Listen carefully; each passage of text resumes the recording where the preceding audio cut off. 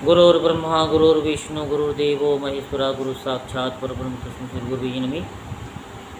ओम गजाननं भूतगणादिसेवितं कपितजम्बुफलचारुभक्षणं वासुतं शोकविनाशकारकं नमामि विघ्नेश्वरपादपङ्कजं सच्चिदानन्दरूपाय विश्वोत्पत्त्यादिहेतवे विनाशाय श्रीकृष्णाय वयं नमः। आज हम आपको श्रीमद्भागवत महापुराण में कुरु के वंश राजा दुष्यंत और भरत के चरित्र का वर्णन की कथा सुनाती। जो इस कथा को मन लगा करके सुनते हैं उनके घर में धन धान्य आदि की वृद्धि होती है, सुख शांति का वातावरण बनता है और सुनने से जो आपने नहीं सोचा था वो भी फल मिलता है।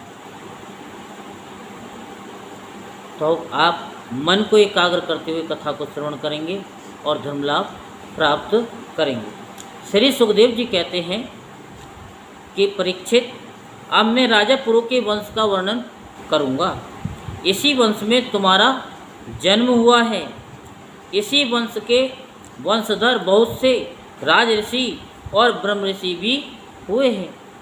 पुरु का पुत्र हुआ जन्मेजय और जन्मेजय का प्रचिनवान और प्रचिनवान का परवीर और परवीर का नमस्यु और नमस्यु का पुत्र हुआ चारुपद और चारुपद से शुद्धु और शुद्धु से बहुगव और बहुगव से संयाति, संयाति से अहम याति और अहम याति से रौद्रास्व हुआ। परीक्षित, जैसे विश्वात्मा प्रधान प्राण से 10 इंद्रियां होती हैं वैसे ही घृताक्षी अप्सरा के गर्भ से रौद्रास्व के 10 पुत्र हुए। ऋतेशु, कुतेशु और स्थंडी लेयु और कृतेयु, जलेयु और संतेयु और धर्मेयु और सत्येयु और वृतेयु और सबसे छोटा बनेयु। परीक्षित, उनमें से ऋतेयु का पुत्र रंती भार हुआ और रंती भार के 3 पुत्र हुए, सुमति, ध्रुव और अपर्तिरथ। अपर्तिरथ के पुत्र का नाम था कणव और कणव के पुत्र मेधा तिथि हुआ। इसी मेधा तिथि से प्रसकण्व आदि ब्राह्मण उत्पन्न हुए। सुमति का पुत्र रैव्य हुआ। इसी रैव्य का पुत्र दुष्यंत था। एक बार दुष्यंत वन में अपने कुछ सैनिकों के साथ शिकार खेलने के लिए गए हुए थे। उधर ही वे कणव मुनि के आश्रम पर जा पहुँचे। उस आश्रम पर देव माया के समान मनोहर एक स्त्री बैठी हुई थी। उसकी लक्ष्मी के समान अंग कांति से वह आश्रम जगमगा रहा था। उस सुंदरी को देखते ही दुष्यंत मोहित हो गए और उससे बातचीत करने लगे। उसको देखने से उनको बड़ा आनंद मिला। उनके मन में काम वासना जागृत हो गई। थकावट दूर करने के बाद उन्होंने बड़ी मधुर वाणी से मुस्कुराते हुए उससे पूछा, कमल दल के समान सुंदर नेत्रों वाली देवी, तुम कौन हो और किसकी पुत्री हो? मेरे हृदय को अपनी ओर आकर्षित करने वाली सुंदरी, तुम इस निर्जन वन में रहकर क्या करना चाहती हो? सुंदरी, मैं स्पष्ट समझ रहा हूँ कि तुम किसी क्षत्रिय की कन्या हो, क्योंकि पुरुवंशियों का चित्त कभी अधर्म की ओर नहीं झुकता। शकुंतला ने कहा, आपका कहना सत्य है। मैं विश्वामित्र की पुत्री हूँ। मेनका अप्सरा ने मुझे वन में छोड़ दिया था। इस बात के साक्षी हैं मेरा पालन पोषण करने वाले महर्षि कणव और वीर शिरोमणि। मैं आपकी क्या सेवा करूं? कमलनयन, आप यहाँ बैठिए और हम जो कुछ आपका स्वागत सत्कार करें उसे स्वीकार कीजिए। आश्रम में कुछ निवार तिन्नी का भात है। आपकी इच्छा हो तो भोजन कीजिए और जचे तो यहीं ठहरिए। दुष्यंत ने कहा, सुंदरी, तुम कौशिक वंश में उत्पन्न हुई हो, इसलिए इस प्रकार का आतिथ्य सत्कार तुम्हारे योग्य ही है, क्योंकि राजकन्याएं स्वयं ही अपने योग्य पति को वर्ण कर लिया करती हैं। शकुंतला की स्वीकृति मिल जाने पर देश काल और शास्त्र की आज्ञा को जानने वाले राजा दुष्यंत ने गांधर्व विधि से धर्मानुसार उसके साथ विवाह कर लिया। राजर्षि दुष्यंत का वीर्य अमोघ था। रात्रि में वहाँ रहकर दुष्यंत ने शकुंतला का सहवास किया और दूसरे दिन सवेरे वह अपनी राजधानी में चली गई। समय आने पर शकुंतला को एक पुत्र उत्पन्न हुआ।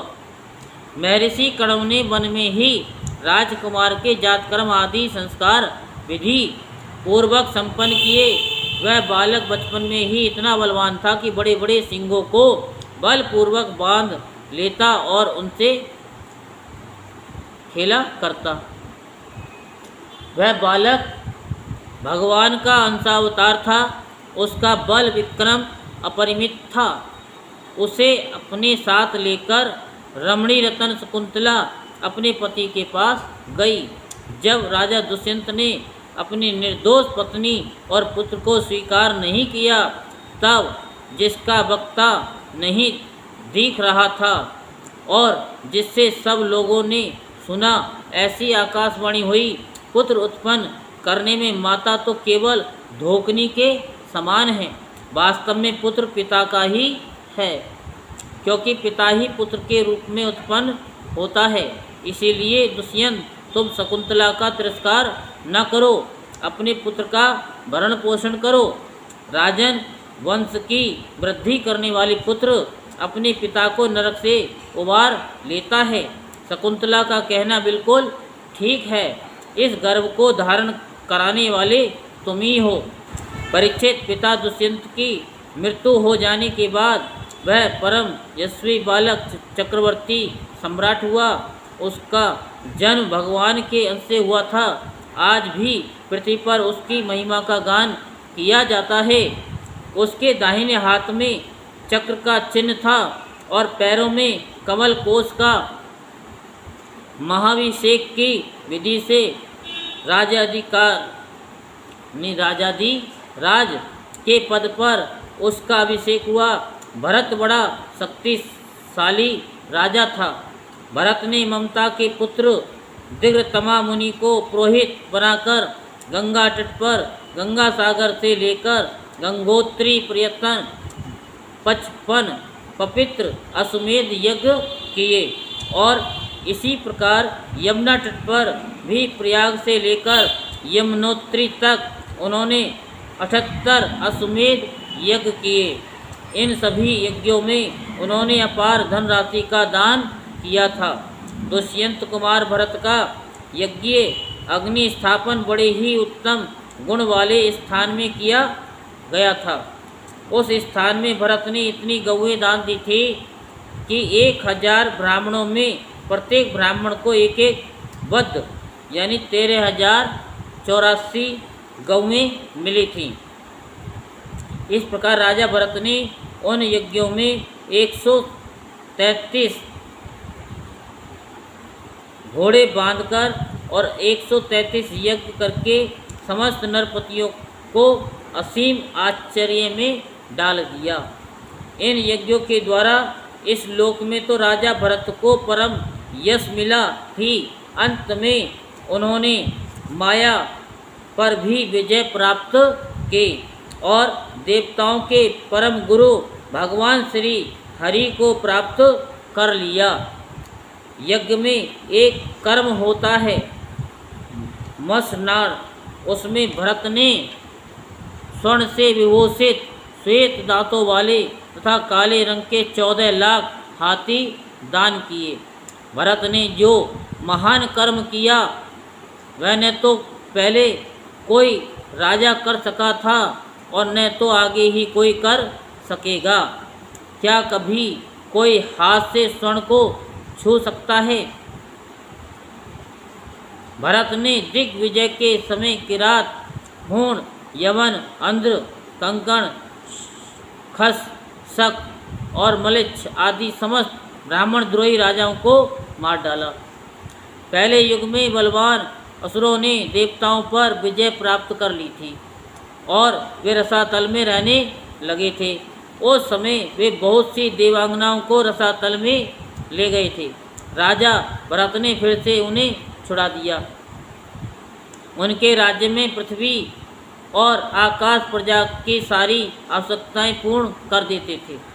भरत ने 27,000 वर्ष तक समस्त दिशाओं का एक छत्र शासन किया। अंत में सार्वभौम सम्राट भरत ने यही निश्चय किया कि लोकपालों को भी चकित कर देने वाला ऐश्वर्य, सार्वभौम संपत्ति, अखंड शासन और ये जीवन भी मिथ्या ही है।